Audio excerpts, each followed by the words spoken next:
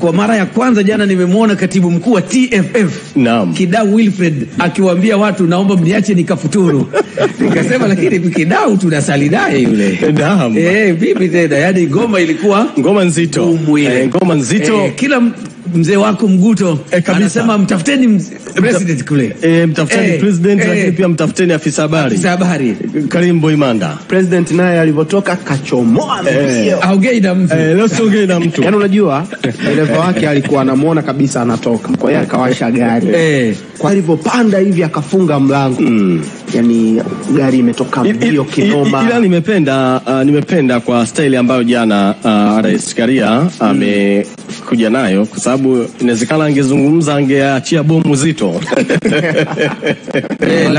Ni kweli lakini sasa mkali mimi nilikuwa nadhani jana kwa jinsi ambavyo waandishi walikaa pale mpaka usiku, hata kama sio Karia pengine wizara wangesema chochote ili waandishi wapate kitu, kwa sababu pia hata familia ya michezo ilikuwa inasubiri na wao ndo waliitisha kikao kukutana na wale, na tunaweza tukatumia kauli hii kwamba waandishi wa habari walitaka habari lakini habari hawajaipata kutoka kwa wizara ya habari kutoka katika wizara ya habari.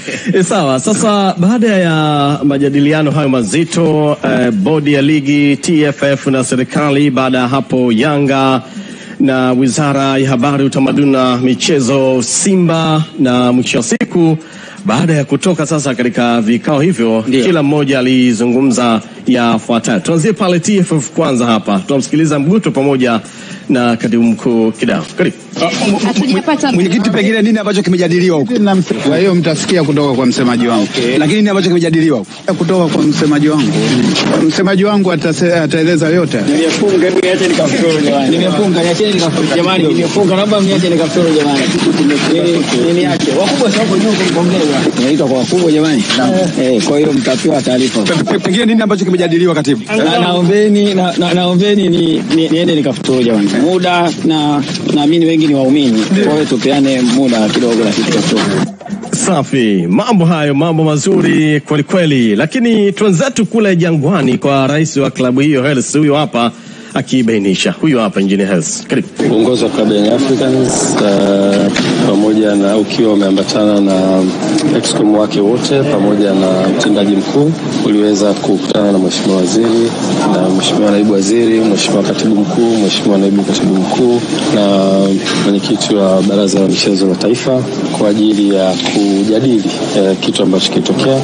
Bahati nzuri klabu ya Africans ipata nafasi ya kufikisha yale ambayo ni msingi kabisa yanayohusiana na mchezo ule, na baada ya kufanya hivyo platform ambayo mheshimiwa waziri na jopo lake walitengeneza, dhamira yake kubwa ilikuwa ni kusikia nini kinachotoka kwa viongozi wa Africans, na sisi wakati wote tukiwa kama viongozi tunasimamia interest ya taasisi yetu, ambayo taasisi yetu inasimamia wanachama na timu kwa ujumla. Kwa hiyo tulikwenda kufikisha ujumbe wetu na uhusiana na position yetu kama taasisi, lakini pia mheshimiwa waziri na timu yake wakatusikiliza kwa kirefu, wakapata nafasi ya kuuliza maswali, tutakujua, na tuliweza kufikisha ujumbe wetu vizuri. Na mheshimiwa waziri alikuwa na mwanzo mzuri kwa kueleza kwamba platform hiyo sio platform inaweza kufanya maamuzi, isipokuwa ni platform ya kutafuta solution ya tatizo ambalo limetokea. Kwa hiyo alikuwa anataka kujifunza kutoka kwa Young Africans nini hasa kinachowasibu na nini position yao. Tunaweza kufikisha yote ambayo tunastahili kufikisha kama viongozi, ambayo yanabeba ujumbe wa kamati ya utendaji, lakini ujumbe wa wanachama wetu na wapenzi na mashabiki waliokuwa nchi nzima. Ujumbe huu umefika, mheshimiwa waziri na timu yake wamepokea, tumewaachia wafanye kazi na tumekubaliana tutakuwa na vikao vingine endelevu kwa ajili ya kutafuta solution ya jambo hili. Kwa nichukue fursa hii kuifikisha message hii kwenu kwa wanahabari ili muweze kujulisha umma wa Tanzania, lakini pia nichukue fursa hii kuambia wanachama na mashabiki wa klabu ya Young Africans, sisi tuko hapa kwa ajili ya kusimamia interests za taasisi yetu, na ni watoe hofu ya namna yoyote, wasiingiwe na hofu ya namna yoyote. Viongozi wao ni viongozi imara na wako hapa kwa ajili ya kusimamia interests za taasisi. Kwa hivyo wakae kwa kutulia, na solution itakapopatikana tutaweza kurudi kwao na kujulisha. Kabisa, Engineer Hersi huyo rais wa klabu ya Yanga akibainisha hayo. Tumemsikia. Vipi juu ya mwenyekiti wa klabu ya Simba Murtaza Mangungu huyu hapa, yeye akibainisha haya yafuatayo. Tunashukuru kwamba tumezungumza yote ambayo yalikuwa ni ya muhimu na tumewasilisha kwa Mheshimiwa Waziri na timu yake. Kwa hiyo naamini vikao vitaendelea. Maendeleo ya soka Tanzania. Maendeleo ya soka Tanzania. Maendeleo ya soka yako mengi. Kuna maeneo mengi ambayo waziri kama mnavyofahamu ni mpya katika wizara hii, pamoja na uzoefu mkubwa walionao, lakini kuna mambo ambayo yatakiwa tujadiliane ili kuweza kupata mtazamo wa pamoja. Hiyo inabidi umuulize yeye kwa nini umewaita Simba na Yanga. Lakini sisi tumekuja kuwakilisha Simba. Kwa hiyo aliwakilishwa na watu wengine mimi sijui. Leo tumeanza kikao cha awali, tutafanya tena kikao wakati mwingine. Kikao chetu sisi hakihusiani na chao. Kama ingekuwa kinahusiana ina maana tungekaa pamoja. Kwa hiyo siwezi kujibia jambo ambalo sikulishuhudia. Wao walipokutana na waziri wanajua waliozungumza nayo, na kama wameeleza hivyo ni sawa. Lakini sisi tunachosema hayo ambayo nimewaeleza ndio ambayo tulijadiliana. Mamlaka si imeshasema mechi itapangiwa tarehe. Kuna haja gani tena ya kusema hatma? Kuna hatma gani nyingine? Hamna hatma. Hatma mpira utachezwa tu siku nyingine kama itakavyopangwa. Wao wanashikilia kanuni, lakini kanuni hiyo inaipa mamlaka bodi ya ligi kubadilisha mchezo muda wote pale ambapo wanaona inafaa. Sasa uwezo ukachukua sifa ya tembo ukachagua kwa kulitaja sikio au mguu peke yake. Ukitaja tembo inabidi umchukue wote. Kwa hiyo kanuni hizo kuna vipengele zaidi ya 54. Sasa unawezaje wewe kutumia kipengele kimoja tu peke yake? Inabidi uwe na fikra nzuri zaidi. Naam, mwenyekiti wa Simba mzee wetu Murtaza Mangungu, umemsikia? Sikia vizuri sana. Wao walikuwa na mjadala mwingine kabisa wa maendeleo ya soka. Kamanda Jeff, lakini Mangungu yuko sahihi. Ndio. Kwa sababu barua ya Maliko iliwaita kwenda kujadili maendeleo ya michezo. Uliona barua? Ya Mwaliko? Niliona. Bwana ongea. Yani sasa ina depend walipofika kule agenda zilikuwa ni nini, lakini barua ambayo ilitoka kwa waziri wa michezo ilikuwa wataka kwenda kujadili maendeleo ya michezo Tanzania. Haikuzungumzia mambo mengine zaidi. Sisi mapaparazi tulinyaka baba. Na hiyo ndio ilienda Simba ama kote? Kote. Kwa maana ya Simba na Yanga. Kwa kumbe jana watu wajadili hili swala la data. Sasa inategemea sasa katika maendeleo hayo sasa ya soka na haya yakiwemo ni sahihi. Lazima yajadiliwe haya. Kwa sababu ili maendeleo ya soka yaweze kuchukua nafasi, dabi lazima ichezwe. Vitu kama hivi havipaswi kuwepo. Maanake tunahitaji amani na utulivu michezoni, na maisha yaweze kwenda, kanuni na sheria ziweze kufuatwa, na pande zote ziweze kuridhika, haki iweze kupatikana, na kila kitu kiende sawa sawa. Ulianza kumuita kamanda hapo Jumayo. Nilimuita kamanda na kamanda, ukiangalia jana siku nzima watu walikuwa busy sana, na familia ya mpira tulisubiri majibu ya kile kikao, lakini kila mmoja ameonekana hataki kuzungumza. Wametuacha njia panda. Wewe nini mtazamo wako kwenye kile kilichotokea jana? Mtazamo wangu mimi ni ule tu kwamba kuna wakati viongozi wetu wanafanya mambo yawe complicated kuliko uhalisia. Naelewa kwa sababu kwa hatua hili jambo lilikofika,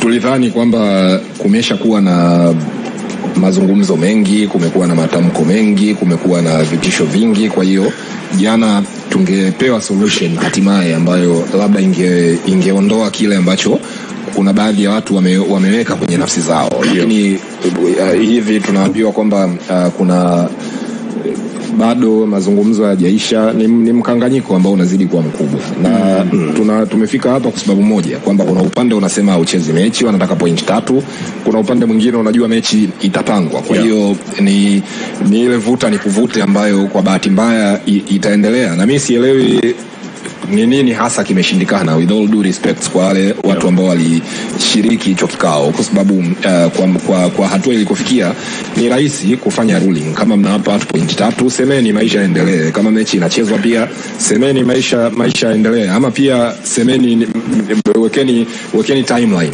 kwamba bwana hili jambo sisi tutahakikisha kwamba ndani ya wiki moja ijayo litakuwa limepatiwa ufumbuzi na mechi itachezwa labda kabla ligi haijaisha. Kwa hiyo ni sintofahamu ambayo imeendelea kuwepo, na matokeo yake ni kwamba kila mtu ile jambo atalipa tafsiri ambayo anataka kulipa, na kuna wengine wanaweza wakafikia hatua ya kusema kwamba Simba na Yanga ni kubwa kuliko mamlaka za juu kabisa za nchi hii, jambo ambalo sidhani kama ni hisia nzuri za watu kuwa nazo, lakini ndio tutakokofika. Ya kabisa. Hansi, baada ya kikao kufanyika, ulitamani wizara watoe mwongozo kwa maana ya kile ambacho wamekijadili kule? Nadhani kikao kilikuwa ni cha kusikiliza zaidi. Okay. Kulikuwa ni kikao cha kusikiliza zaidi, na kwa habari nilizokuwa nazo kikao kilitakiwa kuwa cha siri zaidi. Okay. Ambacho kimejadiliwa, kwa sababu bado mwafaka kufikiwa. Na sisi ni waandishi wa habari, unajua. Waandishi wa habari unatakiwa kufanya uchunguzi, kupata info na nini. Taarifa nilizonazo, Yanga wameka ngumu. Yanga waliweka ngumu. Yanga walidinda. Kwenye eneo lipi? Kwa kile ambacho engineer amekizungumza hapo, ukimsikiliza ni kama kile ambacho alikiandika kwenye barua ambayo ilikwenda bodi ya ligi kwa maana ya kamati tendaji, lakini pia kienda mbali zaidi kwamba wanasikiliza pia hisia za mashabiki wao, na kuna muda pale alitoka kwenye gari akawaambia wanachama, tulieni, simenichagua kwa ajili ya kuisimamia hii taasisi, kwa hiyo muwe na subra. Na alikuwa anaongea kwa confidence yote rahisi. Na taarifa nilizonazo ni kwamba Yanga wameendelea kushikilia msimamo wao kwamba wanahitaji alama 3, lakini hawana imani na bodi ya ligi. Okay. Umeona kama barua aliyoiandika ndio kitu ambacho amekwenda kuwasilisha. Kwa hiyo waziri amesikiliza, I don't know atapeleka wapi. Yeah. Lakini kwa kilichokuwepo jana na mimi nilichokipata ni kwamba Yanga waliendelea kushikilia msimamo wao, hawakuyumbishwa na wala hakuteteleka. Yes. Yeah. Na pasi na shaka hii inatupa tafsiri gani? Watu wasimamie kanuni na sheria. Simba walisemaje? Unajua Simba wao wanataka mechi, wako tayari kucheza mechi. Yeah. Ishu kubwa ilikuwa kwa Yanga zaidi. Kwa sababu Yanga sio ndio mtu ambaye anagomea kwamba hatuchezi. Yeah. Kwa hiyo serikali inataka mechi ichezwe, bodi ya ligi inataka mechi ichezwe, Simba wako tayari kucheza. Kwa hiyo mtu ambaye ameonekana kuwa analeta ugumu kucheza mechi ni Yanga. Kuna dhani ndio alikuwa mhusika mkuu. Na ndio maana yeye alitangulia kufanya kikao mapema kabisa asubuhi kwa Juma. Kwa hiyo kama yeye ameendelea kuweka ngumu, ina maana tunasubiri kuona ni kitu gani ambacho kitaendelea. Na unaona huu ugumu wanaoweka wako sahihi na wanastahili kupewa pongezi. Unajua mtu huwezi kuweka ugumu kama hauna sababu. Naam. Na unaweza ukaweka ugumu ni katika eti hali kwa nunda tu. Maana kuna watu ni nunda tu wanaweka ugumu kwenye jambo angali ukweli wanaojua. Nimetolea mfano tu. Kama jambo limefika serikalini, yani huwezi kwenda kuropoka kama hauna kitu cha kushikilia. Yeah. Umeona? Lazima uwe unashikilia kitu ambacho unaamini hichi kinaniguide mimi kufanyaje? Kutunisha misuli. Yeah. Si kwa hiyo wao wanachotaka ni kanuni na sheria zifanyeje? Zifuatwe. Yeah. Na wao wanaamini kwamba kanuni na sheria hazikufuatwa, hakukuwa na sababu ya kuahirisha ile game. No. Kwa hiyo wao wanachodimandi ni alama 3, lakini hawana imani na bodi ya ligi. Pia wanadimandi magoli 3. Kwa hiyo hatujajua huko mbele ambapo mheshimiwa waziri analipeleka, sijajua, au baada ya kusikiliza kutoka kwa Yanga ni nini ambacho serikali wataenda kuamua, sijajua. Ndio tunasubiri kuona.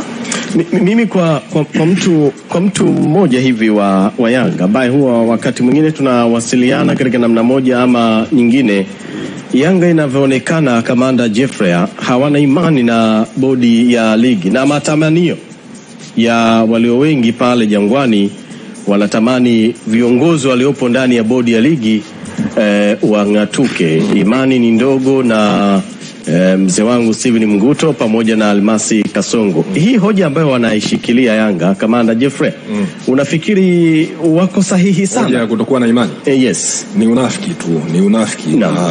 Ni unafiki kwa sababu timing ya hicho kinachosemwa It gives them away.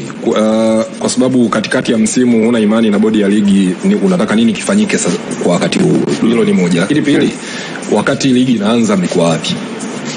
Inawezekana wamewavumilia kwa muda mrefu sasa, walikuwa wanatafutia sehemu tu ya kutokea.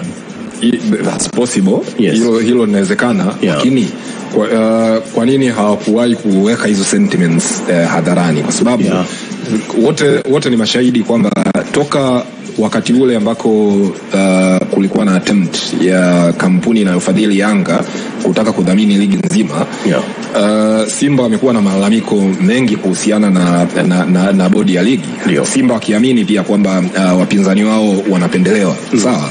Kwa hiyo kama wangesema hivyo Simba, nadhani mnakumbuka mbao kuna wakati aliwahi kutoka Wallace Karia akazungumza kwamba kama kuna watu wamefaidika sana katika wakati wake huu yeye kama kiongozi wa juu ni timu ya upande wa pili ambayo ni Yanga. Na kukumbusha tu hapo Jeffrey, pia nikikuongezea katika hicho unachokizungumza, Yanga aliwahi kugomea logo ya mdhamini ambayo ile logo ilikuwa ina rangi nyekundu hapa.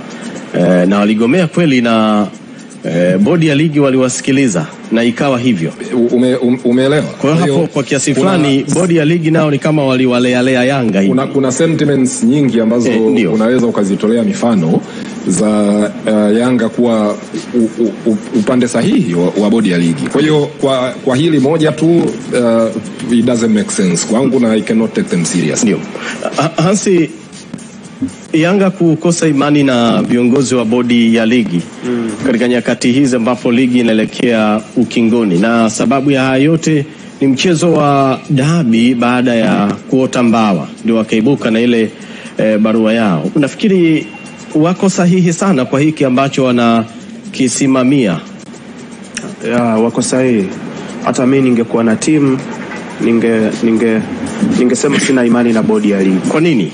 Kwenye eneo gani zaidi na zaidi? Binafsi ni viongozi ambao wamewekwa kusimamia sheria na kanuni. Naam.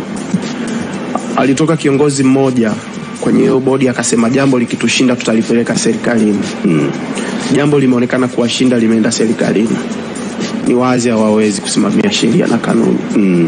Na hatuwezi kuwa na viongozi ambao wanayumbishwa, viongozi ambao hawawezi kusimamia kanuni na sheria, viongozi ambao hawana msimamo, viongozi ambao wanakubali kuwa chini ya Simba na Yanga. Ni jambo ambalo halikubaliki. So binafsi na nakubaliana na ambacho wanakifanya Yanga. Hata mimi ningekuwa na timu yangu ya kwangu mimi ambayo imekutana na hii situation iliyotokea, bado ningetoka nikasema sina imani na bodi ya ligi. Binafsi mimi kama mdau wa soka, mimi mwenyewe sina imani na bodi ya ligi kwa sababu wamekubali kuwa chini ya Simba na Yanga wakati sheria na kanuni ambacho mtu unashindwa kuelewa ni kwamba kwenye mikutano mikuu ya TFF ndio mara nyingi hapo huwa pia masuala ya bodi ya ligi huwa yanajadiliwa, sio? You guys nakumbuka kiongozi wa juu wa Yanga na kiongozi wa Simba kwenye mkutano mkuu uliofanyika Moshi wakamuendoze Wallace Karia. Sawa kabisa. Ile haikuwa the right place ya kuzungumzia hizo frustrations ambazo Yanga wanazo na bodi ya ligi. Nataka kuzungumzia nini kilitokea mpaka ile siku Karia akapewa sana maua alafu leo kageuka kuwa adui. Nasibu, naomba nitafutie zile kauli za Mangungu pamoja na Hersi hapa tuzicheze. Hata mwaka haujapita. Haujapita. Mimi binafsi yani kilichotokea tarehe 8 au ile siku kiongozi wa Yanga alivorudi klabuni alikutana na lawama. Binafsi mimi kilichotokea tarehe 8 tu kinatosha. Kilichotokea tu tarehe 8 kinatosha. Tarehe 8 tu kilichotokea. Lakini mwanzoni kote ulikuwa una imani na bodi ya ligi. Yani mimi kitu ambacho kimekuja kunifanya nisiamini bodi ya ligi na TFF ni kilichotokea tarehe 8. Kwa sababu kanuni na sheria zipo. And then wanatoka wanakili kwamba Simba na Yanga ni wakubwa. Wametumia busara. Sio maneno ya kuambia wadau ambao wanawaamini, wamewapa mamlaka msimamie mpira wa Tanzania. And then unatoka unasema jambo likitushinda tunalipeleka serikalini wakati kanuni na sheria zipo na zimeshindwa kufuatwa.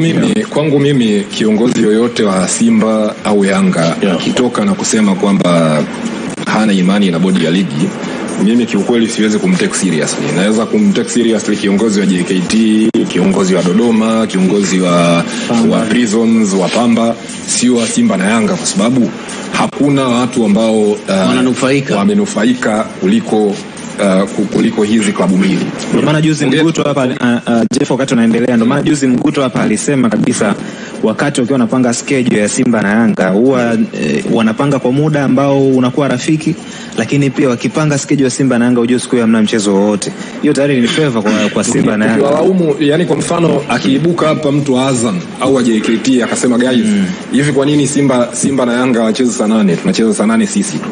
Umeelewa? Kwa hiyo hiyo power ya kutoka wakasema no forget about the, unajua shida nyingine kwenye mpira wetu, so lazima utumie power kwenye sehemu ambayo kwenye mpira wetu mkawa ina wote tulioko hapa ni kwamba tunaishi kwa nguvu ya yule ambaye anaweza kuongea zaidi. Sawa, yule ambaye anaweza kuropoka zaidi, yule ambaye anaonekana ana hasira zaidi, na ndio maana unaona kuna kama choreographed efforts za upande mmoja kwamba hatuchezi, upande mwingine uko tayari kucheza. Lakini katika hali ya kawaida mimi hili swali nitaliuliza hata mara 50 kwamba kwenye zile platform sahihi, sawa, ambako kwenye mikutano mikuu ambayo bodi inahusiana na mabadiliko ya kanuni, kwenye mikutano mikuu ya TFF, haya mambo huwa yako wapi? Mbona hayazungumzwi pale? Si huna imani na watu wa bodi ya ligi? Mkutano mkuu unakuja, umekaa kimya, hujawahi kutoka. Sawa, umeibuka sasa hivi, alafu katika haya yote yanayotokea utagundua kwamba tumesahau kwamba chanzo cha hili sakata ni nini? Chanzo cha hili sakata ni Simba kuzuiwa kufanya mazoezi. Sawa. Chanzo cha hili sakata sio maneno ya Mguto, sio sababu ya Simba kuzuiwa kucheza mechi ilikuwa inatosha kuahirisha mechi. Kwa mujibu wa kanuni iliyoko inayo guide bodi ya ligi, kanuni inasema kwamba kama kuna sababu ya dharura na ile ambayo TFF watakubaliana nayo. Sawa. Kwenye hiyo detail ya ile ambayo TFF watakubaliana nayo. Sasa kama hii kanuni wakati ligi inaanza, kwa sababu ligi ikiwa inaanza huwa klabu zote pale ndio platform sahihi ya kufanya mabadiliko yoyote ya kwenye kanuni. Sawa kabisa. Haiwezekani msimu umeshaanza katikati ya msimu huko ndio mje kugundua kwamba kanuni ina tatizo. Kanuni ya 34 sababu zilizowekwa zinazopelekea mechi kuahirishwa. Sababu ya Simba kuto train a day before inatosha kuahirisha game, as long as kwenye ile kanuni kuna mahali ambako pameipa nguvu TFF. Yani kwenye hiyo sababu yako ambayo Hans unazungumza, nisikilize Jeff na Hans. Kwenye hiyo sababu ambayo Hans unazungumza juu ya hiyo kanuni uko sawa, lakini Jeff naye pia yuko sawa kulingana na ile kanuni ambayo inawapa nguvu bodi ya ligi na TFF. Bodi ya ligi wamepata nguvu kuahirisha game kwa sababu Simba hajatrain. Ndio hapo wamefeli bodi ya ligi. Sikiliza vizuri ambacho anasema Jeff ni kwamba mfano, subiri kwanza nisikilize basi. Rudia kidogo hiyo kanuni. Rudia hiyo kanuni. Kanuni inasema hivi, sababu yoyote ya dharura na nyingine ambayo TFF na bodi ya ligi wataona inafaa. Huo mstari hapo. Mimi nataka nikutolee mfano mmoja kwenye mkataba wa ajira kwa mfano. Sawa. Mikataba mingi ya ajira, wewe wakati wewe umeajiriwa hapa kama mtangazaji. Naam. Sawa. Inawezekana taasisi ikawa na event ambayo imekutaka wewe kwenye ile event ukawe MC. Sawa. Wewe umepangwa kabisa, ukakataa kufanya ile event. Sawa. Lakini kwenye mkataba wako kuna detail ndogo ambayo imeelekeza wewe job description yako na kitu kingine ambacho ofisi itakupangia. Ni kweli. Sawa? Ni kweli. Kitu kingine ambacho ofisi itakupangia. Hiyo detail hiyo inakuweka kwenye makosa. Sababu hiki ambacho ngoja malize hapa kwa bodi ya ligi.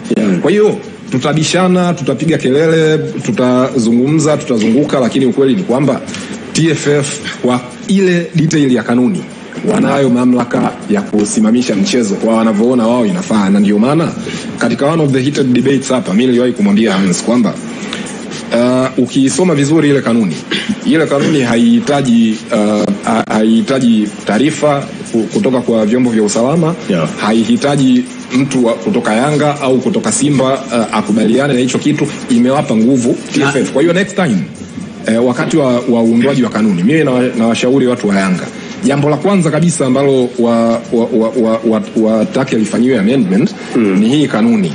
kwamba waondolee TFF, yani kwamba wao tu wakiona wao inafaa wanaahirisha. Sasa hapo kabla nataka Hans, kabla hatuja kupigia pasi, nataka nimuulize kamanda kitu kidogo tu kwenye hiyo sehemu. Sababu nyingine watakayoona inafaa. Je, hii sababu nyingine haijaorodheshwa? Wanapaswa kuiona tu wao, sisi wadau wa soka wengine nje hatupaswi kuiona, na kama tunapaswa kuiona kwa jicho la kawaida ya nyama, uliona sababu hiyo ni ipi? Swali zuri sana bwana Juma. Lakini wao si ndio wenye mamlaka kuongoza huu mpira. Acha ajibu swali la Juma. Juma kamuuliza swali zuri, lakini mimi pia wao ni jepesi kujibu, kwa sababu ndio hicho ambacho kimesababisha mechi mpaka leo. Ndio maana hata mimi katika hilo swali la Juma ni swali zuri sana, lakini jepesi kujibu. Sawa, ni swali zuri kwa maana ipi? Unaweza ukalijibu bila hata ukiwa umesinzia hivi. Yaani katika hali ya kawaida wenye mamlaka wao si wameona. Sasa wewe mdau huku wa pembeni, wewe mdau wa pembeni huku, inawezekana ikawa umeona sio sawa, lakini wao wameona ni sawa. Ndio maana tunasema safi, tuko pamoja. Sasa kwa sababu wao ndio wenye mamlaka, ndio wanaona correct kabisa. Hiyo sababu nyingine at least wakituambia sawa. Sababu nyingine ipi? Hiyo nyingine ambao waliona si zile ambazo zimeorodheshwa, sisi tunakubaliana kwamba zikuwa na nguvu. Ukisikiliza ambacho amekisema Jeff kwenye hiyo kanuni, inaeleweka kabisa kwamba yani sababu ambayo itafanya TFF ielewe na mwisho wa siku airishe mechi. Kitu ambacho wameahirisha mechi, sababu yao ni kwamba mechi hiyo Simba walizuiliwa kucheza, ambapo TFF wenyewe kwa mamlaka yao ni kwamba wameielewa, ndio maana mpaka sasa hivi mechi imefanyaje, imesimamishwa. Kitu ambacho mimi nina wasiwasi, ambapo sasa ndo nafikiri, kwa sababu tutarudia yale ambayo tumekuwa tukijadili kila siku, ni kwamba pamoja na kwamba TFF na bodi ya ligi wameelewa hicho ambacho Simba walikiwasilisha, napata wasiwasi, je, watabaki katika msimamo wao kwamba hicho ambacho walisababisha waahirishe mechi watakisimamia? Kwa sababu kama wamefikia stage ya wao kukubali kuitwa na wizara, je, ule msimamo wao utabaki pale pale au wataugairi wao wenyewe? Na mimi naomba nizungumze kwanza. Kabla nataka nimjibu Juma swali lake. Cha kwanza kabisa, kanuni haijaelekeza kwamba hiyo sababu inahitaji kuelezwa kwa mtu mwingine. Tunaweza tukajadili tukakubaliana hiyo kama udhaifu wa kanuni, kwamba guys, hizi kanuni zinatumika vibaya, lakini tutarudi pale pale tu pia kwamba huu ni muda sahihi wa kujadili kanuni. Kwa mfano tukijadili na kugundua kanuni ina udhaifu sasa hivi tunafanya nini? Sasa kuna kitu ambacho kinatulinda wadau wa mpira, lakini pia kina vilinda vilabu. Kanuni ya 34 imeainisha sababu zinazoweza kupelekea mechi ikaahirishwa. Umeambiwa maafa, vifo, majanga na ajali, au kuitwa kwa timu ya taifa wachezaji wasiopungua 3. Hapa hakuna sehemu imeandikwa kwamba timu ikinyimwa uwanja wa kutrain a day before mechi itaahirishwa. Nataka Jeff atoke mbele ya Watanzania wakiwa wanamsikiliza. Simba kunyimwa uwanja a day before kufanya training ni sababu ambayo inatosha kuahirisha mechi? Nataka ukiri mbele ya Watanzania. Sasa kama hiyo sababu inatosha, hiyo kwanza kabisa, wala hata uhitaji kutoa matamko kwamba Jeff atoke, kwa sababu hapa tunapozungumza kwenye hizi maiki za Crown Media Mikocheni hivi mtaa gani unaitwa kwa mawaziri, au sio? Sawa. Watanzania wananisikiliza. Sawa, kwa wala uhitaji kutoa tamko. Sawa. Lakini tunarudi, manake tunacheza kwenye kanuni. Hatutoi maoni yetu. Sawa, mind you, tutatofautiana tu labda kwenye kuzitafsiri hizi kanuni, kwamba kanuni hii inamaanisha hiki, kanuni hii inamaanisha hiki. Sawa. Kanuni imewapa nguvu TFF. Sawa. Hivyo vitu ambavyo vimetajwa, sijui vifo, whatever, ndio vinakava sehemu ya dharura, kwa sababu ile kanuni ina maeneo mawili. Sawa. Imekuambia sababu ya dharura na ikakwambia sababu nyingine ambayo TFF wataiona inafaa. Kwa hiyo accuse TFF kwa kuipendelea na bodi ya ligi kwa kuipendelea Simba kwa kutumia kanuni, utakuwa sahihi kwamba bana, hii sababu kiukweli haikuwa na mashiko katika hali ya kawaida, lakini inawezekanaje wameielewa. Umeelewa? Yani wao wamesikiliza vizuri. Yani kama tukielewa kanuni, maana unajua kuna vitu viwili Mkai. Kuna kanuni ilivyo na kuna ulivyoamua wewe kuielewa. si unanielewa? Ndio. Na ndio maana nishai kutolea mfano hapa kwamba hiyo sponge ya Mike hapo wote we can agree kwamba ni nyekundu, lakini inawezekana Juma yeye ni colorblind, anaona kitu cha zambarau hapo. Sawa, haitobadilisha rangi yake ya uhalisia, ni yeye mwenyewe ana shida yake ya kuwa colorblind. Kwa hiyo hizi kanuni zipo kama zilivyo. Tunaweza kutofautiana tunavyozitafsiri, tunaweza kutofautiana tunavyozielewa, tunaweza kutofautiana kwenye mambo mengine yote, lakini haya zibadilishi hizo kanuni kwa jinsi zilivyo. Na ndio mimi kwa ninavyotafsiri hii kanuni na hili tukio lote, niliwahi kusema kwamba kama akijitokeza mtu akasema kwamba TFF wanatumia vibaya kanuni, wanaziabuse kanuni, atakuwa yuko sahihi kabisa. Lakini shida ambayo mimi nitakuwa nayo na hiyo ndio inaweza kuwa ni sahihi kamanda, kwa sababu kama mamilioni ya Watanzania tuone hivi alafu tuchukulie kawaida tu kwamba pale kwenye bodi ya ligi watu wanne wao waone kwamba kuna rangi ya blue. Labda tuelewane kitu kimoja. Sawa. Mimi niko upande wako. Kwenye wengi tuko upande wako Juma. Kwenye hiki unachokisema. Sawa. Na hata niko upande wa Hans kwamba katika hali ya kawaida kukosa training session moja hakuwezi kumfanya mtu awe hayuko katika hali ya kucheza mechi. Mimi I perfectly agree with that. Na ndio maana hata majuzi hapa kwa mfano Benin, South Africa kufanya mazoezi ya mwisho kwenye mechi dhidi ya Benin, walikwenda wakamfunga Benin goli 2 bila. Sawa. Stars tujuzi hapa tumecheza na Morocco kanuni. Lakini Stars walishapatiwa nini? Yani wakati mnaambiwa huo uwanja mta train kwa sababu kuna 1 2 3 wanapewa uwanja wa kutrain kwa utaratibu Umeelewa? Lakini kanuni imewapa nguvu TFF. Kwa hivyo the lesson to be learned here na kwa wadau wote ni kwamba wakati mwingine hizi kanuni tusikubaliane nazo mwanzoni tu pale mwa msimu kwa sababu ya mazoea. Hichi kinachozungumzwa tuzijadili. Yes, hichi kinachozungumzwa Jeff, bado tunarudi kwenye kauli ya Mguto kwamba walitumia busara kuahirisha game, sio kanuni. Kwanza tukiendelea kurudi wametumia wapi hiyo? Wameitumia kanuni. Kuto train ya kukufanya ile ilikuwa ni kosa la inawezekana labda. Unasikia? Inawezekana labda tusome tena kwa mara ya mwisho Jeff leo. Lilikuwa ni kosa la kikanuni, lilitakiwa kuadhibiwa kikanuni. Umeona? Aliyemnyima Simba uwanja kuto train ilibidi aadhibiwe na mechi ipigwe. Hiyo sio sababu inayopelekea mechi kuahirishwa. Bodi ya ligi wamefeli. That's why wametoka wakasema mimi binafsi kiukweli hili jambo nimeliangalia sana kwa undani. Kabla Mkai, naomba nikukatishe. Wewe ndo mwenyekiti wetu hapa. Sawa. Naomba kwa heshima na taadhima. Ndugu mwenyekiti nikukatishe. Umeniruhusu. Karibu. Nataka nisome kanuni. Sawa. Kuahirisha mchezo. Naam. Kanuni inasema mchezo unaweza kuahirishwa kutokana na sababu yoyote kati ya zifuatazo. 1, endapo timu ya taifa ina mchezo. 2, endapo timu inashiriki katika mashindano ya kimataifa ina muda usiozidi siku 3 kufikia mchezo wa kimataifa. 3, sababu ya dharura au na yenye msingi itakayokubaliwa na TFF. Sawa.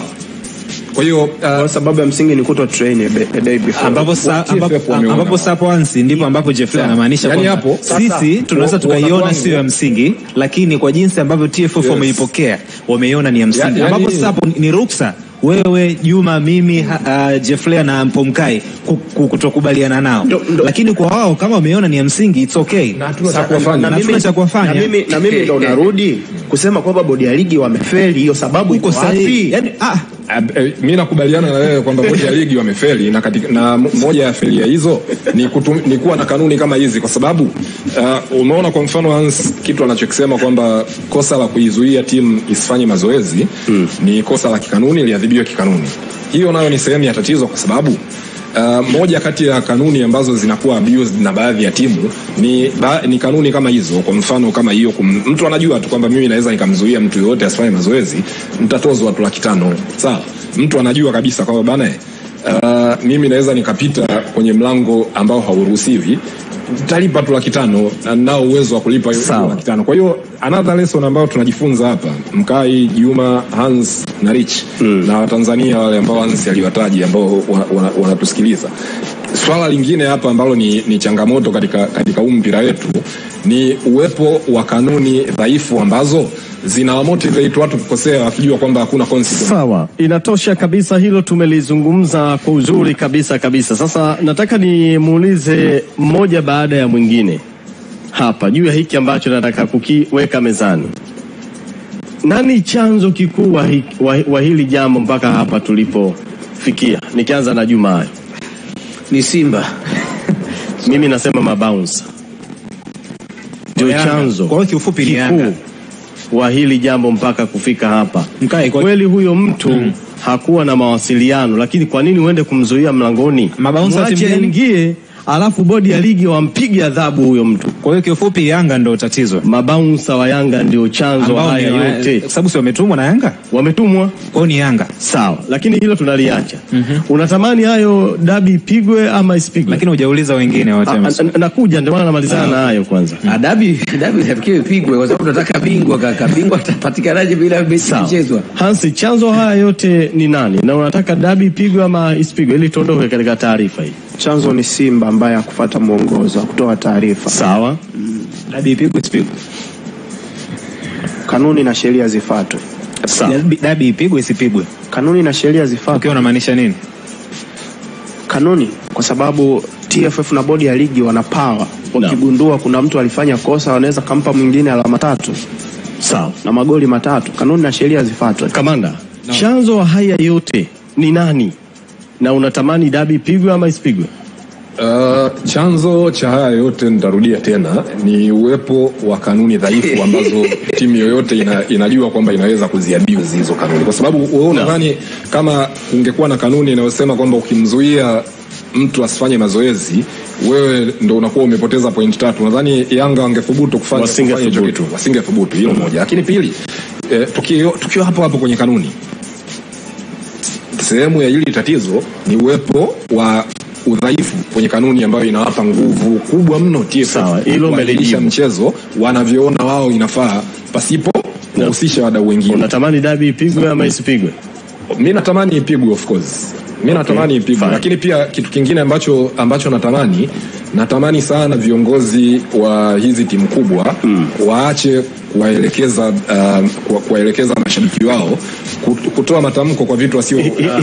Hilo tunakuja hilo kwa sababu jana pia nimeona mashabiki wa Yanga wameenda pale hatuchezi yani mpaka nikasema hawa wanatumwa na nani na mkai hawajaenda vile bahati mbaya wametumwa, hawajaenda vile bahati mbaya. Sawa. Rich Kiza, nani chanzo haya yote mpaka hapa tulipofika hapa? Of course ni Simba, kwa sababu Simba ndo walisema kwamba wao hawachezi mechi. Okay. So natamani mechi ichezwe. Natamani mechi ichezwe. Sawa.